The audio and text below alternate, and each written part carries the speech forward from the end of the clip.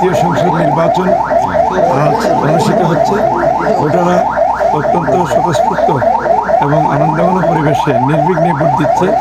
আমি এই দৃশ্য দেখে আল্লাহর কাছে শুকরিয়া আদায় করছি।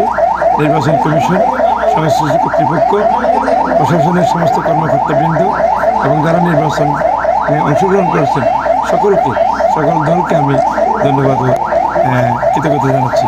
আচ্ছা, হারেন বা জিতেন ফলাফল মেনে নেবেন কিনা একটু জানাবেন। এ বিষয়ে আমি একজন শিক্ষিত মানুষ, আবার রাজনীতি করি।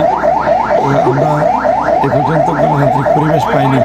আগে ম্যানিপুলেশন হতো, তো সে কারণে আমাদের মনের মধ্যে অনেক দুঃখ বোঝানো ছিল। কিন্তু এবার যে গণতান্ত্রিক পরিবেশে ভোট হচ্ছে, আমরা ইনশাল্লাহ জয়ের ব্যাপারে পুরো আশাবাদী। তো এরপরও যে কোনো ফলাফল আমরা ইনশাল্লাহ নিয়ে যাব। যে অভিযোগগুলো আছে সেগুলো কোনো ছোট্টখাট্ট অভিযোগ, এগুলো হতেই পারে। তবে গতকালকে একটা ছোট্ট ঘটনা, আমি ওই কেন্দ্রে একটা এজেন্ট ফর্ম বিলি করতে গিয়েছিলাম, সাইন করতে গিয়েছিলাম।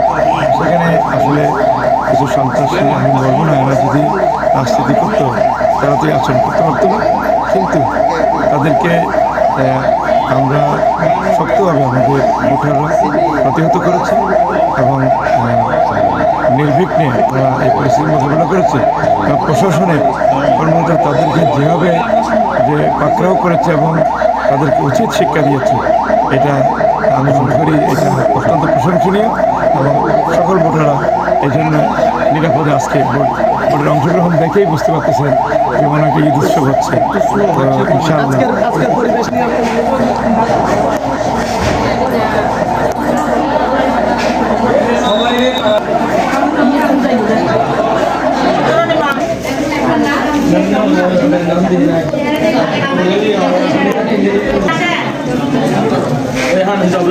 হ্যাঁ